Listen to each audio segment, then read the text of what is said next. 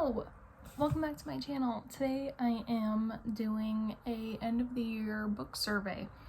I watched Gabby Reads this morning. I think she posted this morning? No, she must have posted a couple days ago. I don't know who started it. She's been doing it for a couple years, so I'm just answering the questions that she answered, and I will link her video down below. So yeah, I have all the questions written down right here. I have my stack of books right here. Some of them are repeats, so just bear with me. I didn't read as many books as she did. So how many books did you read? It's question number 1. I read 44 books. I thought it was going to be 45. I got the Diviners from the library this year. It's due in a couple of days, and I'm like 200 pages in, and I really just don't feel like reading the rest of it right now, so I'm just gonna put it down, send it back, and maybe pick it up at a different time. I'm not really sure. It's not that it's not interesting, it really is, but the holidays are stressful, and reading is just not kind of in the cards for me. So I'll probably take a day or two to just not read anything and then pick up right before the year starts. So yeah. Did you meet your goal? I did meet my goal. At the beginning of the year, I had set it to 12 books because I really just didn't think I was going to read that much. I picked 12 books for, the months. 1 book a month. I ended up surpassing that goal and in like May, I think. So I changed it to 40 books because I thought I would be able to kind of get there, and I did. So yeah. The longest and the shortest books that you read. The shortest book I read was Gwendy's Button Box by Stephen King and Richard Chizmar. And then the longest book that I read was Stephen King's It, right here. This big guy, it's like 1,159 pages, something crazy like that. So yeah, pretty exciting stuff. The favorite book published in 2020, I would have to go with The Guest List by Lucy Foley. I really loved this book. The twists and turns in this book were fantastic, and also I liked how it went back in time, like the day before, and then it would come back to like that day, and it kind of like left you on the edge of your seat.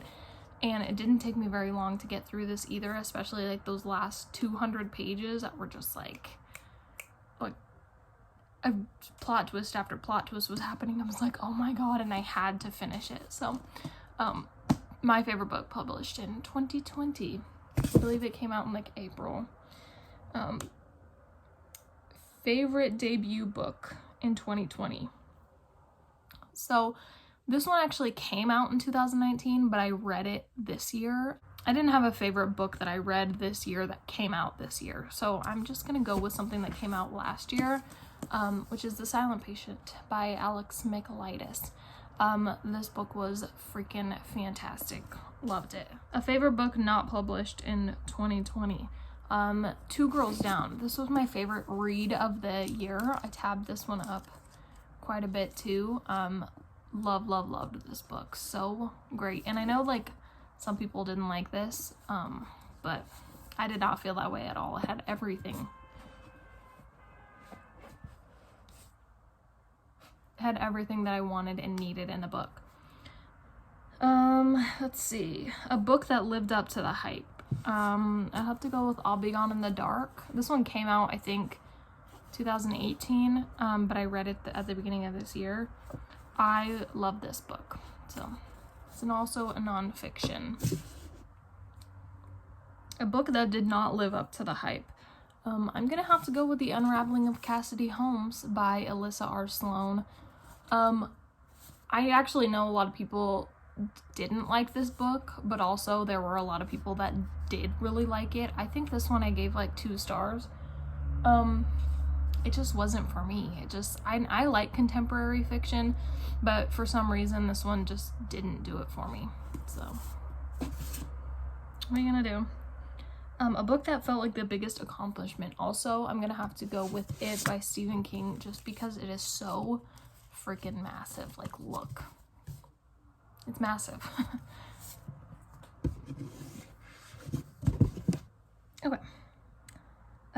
Your favorite character.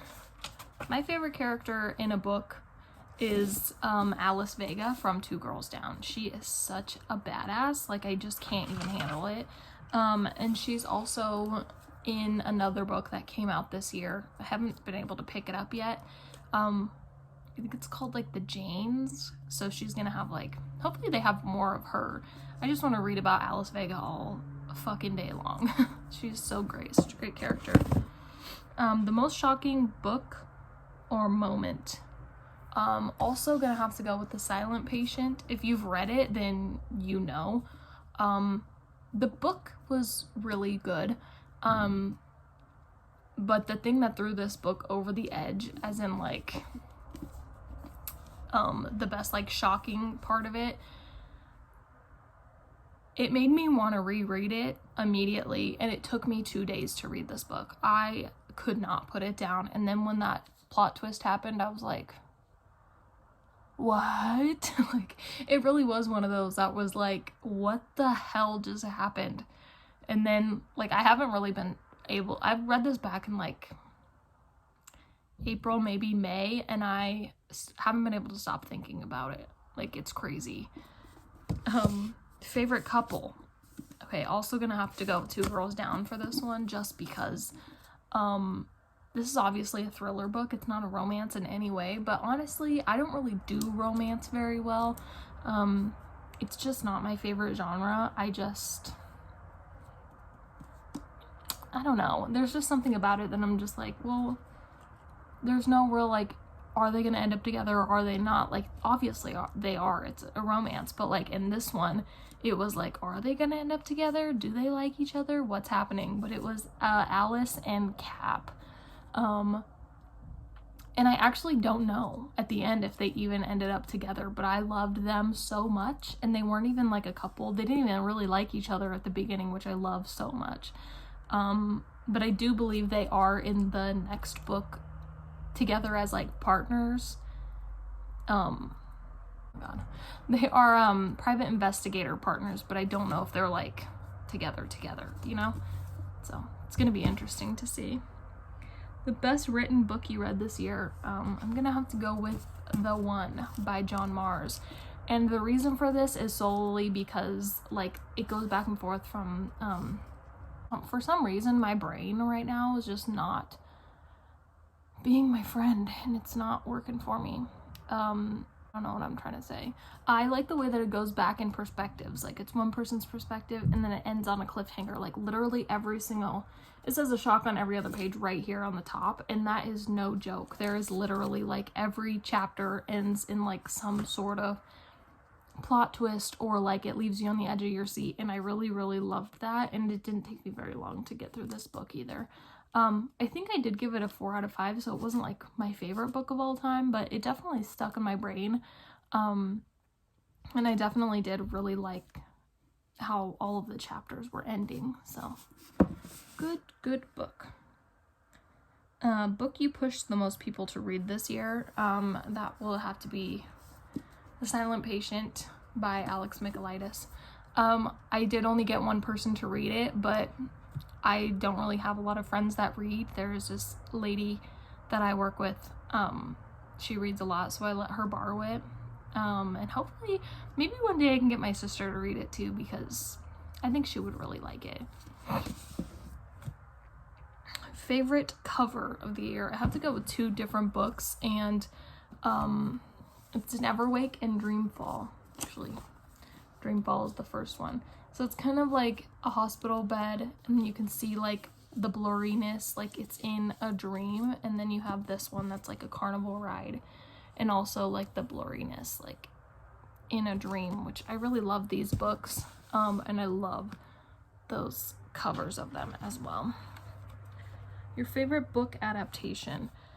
I have to go with I Know What You Did Last Summer, even though the movie adaptation was just like not the same. It didn't have really anything to do with the book. But I actually really love this movie, so have to go with that one. Okay. What book made you cry the most? I think I weep a little bit at like most books that I read, just because either something is just so beautiful I can't handle it, or something is sad, or I don't know. I'm just kind of like a book crier, but I will have to say that The Fault in Our Stars by John Green had me crying for the most part. Like, you know, obviously.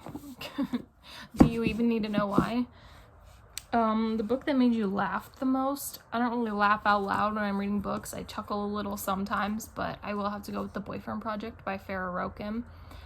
There's a girl in this book named London, and she is so funny. Like, and this is also going to be a series. The next one is about one of the other girls, and then the third book is going to be about London, but I'll definitely be picking both of those up because I can't wait to see like the other girls in this book's stories. But London was hilarious. Everything that she said had me like cracking up, and she wasn't even in a lot of the book. She was just like kind of a backup character. But anyway, a new favorite author that you discovered. Gonna have to go with Miss Ann Rule. I read this book in January, but I would definitely pick up more of Ann Rule's books. I will say that like I'll pick up more John Mars. I definitely want to pick up more Louisa Luna. I'm just looking at my books here, and like I'll definitely, every author that I read, I'll definitely be picking more up from them. But for some reason, Ann Rule, I just want to read everything that she has to say. I don't know. I just think that every true crime book that she writes is going to be just like this one, in terms of like how good it is. So, you know, a guilty pleasure read from this year. Gonna have to go with Hocus Pocus and the all-new sequel by A.W. Jantha. I really liked this book. I mean, I think I gave it like a 4 out of 5 stars just because everything about it was so nostalgic to me. But this definitely was my most guilty pleasure read of the year, and I mean, obviously you can see why. And favorite book you reread this year? I'm gonna have to go with 13 Reasons Why by Jay Asher. I read this one, I think when the show originally came out, which was like 2016 or something. I bought it and I read it. Reread it this year. Loved it more, I think, now that I've watched the entire series and read this twice. I love this book. I would continue to reread it, probably every couple years, just to, you know, keep the memory alive and whatnot. Okay, what is the best nonfiction book you read this year? Because it is one of my favorite movies of all time, I could have used this for the book adaptation one as well, but I didn't want to do too many repeats. Was Sleepers. This is one of my favorite movies of all time. I read this one back in like June, I think, and even though I do think I like the movie better, and there has been some like drama over whether or not this is actually a nonfiction book, he got it published that way. The author of this book got it published as a nonfiction. He wants this to be considered a nonfiction, even though like names, places, cities, people, everything, dates have been changed. So I'm just kind of going off of what the author wanted, but it's Lorenzo Carcaterra. But there has been a little bit of speculation as to the authenticity of his words and whatnot, but I don't care. This is how he wanted it published. This is how he wanted it spoke about. So this is how I'm doing it. So this one was my favorite nonfiction that I read this year. And the last question, were you happy with your reading this year? Yeah, obviously I was happy with my reading this year. I read way more books than I ever have in a year, this year. And I don't know, I'm just really excited. I'm excited that I got back into reading, like way more so than I was even before. Looking at all of the titles that I read this year, like I read a lot of books that I really like. I read a lot of books that I am able to keep on my shelves because I think I might reread them at some point. There are some that I read that I'm never going to pick up again, so I just put them in a box, didn't want to keep them on the shelf. But for the most part, I gained a lot of books this year. I did a lot of book shopping, but I also read more books this year than I ever have in my entire life, like in a year. I think last year I read like 4 books, and the year before that I read 3. This year I read 44 books, and I could not be happier about that. Next year's goals, I am going to try to get myself, dip my toe more into fantasy, and I want to read 50 books. I'm also participating in the Pop Sugar 2020 reading challenge, and I have all of my books picked out for that challenge. I'm really excited about it, and I want to talk about that in my next video. So that's going to be my first video that comes out in 2021, first week of January, so I'm excited about that. I hope you guys liked this video and give it a thumbs up, give me a follow, subscribe down below. I'll leave links to whatever I talked about down below as well, and I will see you guys in my next video. Goodbye!